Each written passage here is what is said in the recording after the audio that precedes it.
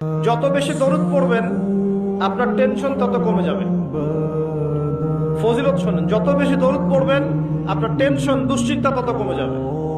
যত বেশি দরুদ পড়বেন আল্লাহ তত রহম করবে আপনাকে, আপনার গুনাহ তত মাফ হবে, আপনার নেকির পাল্লা তত ভারী হবে এবং মুহাম্মদ সাল্লাল্লাহু আলাইহি ওয়াসাল্লামের সুন্নতের উপর আমল করা আপনার জন্য সহজ হবে।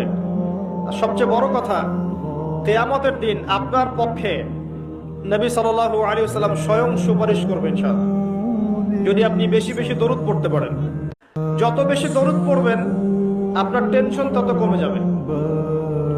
ফজিলত শোনেন, যত বেশি দরুদ পড়বেন আপনার টেনশন দুশ্চিন্তা তত কমে যাবে।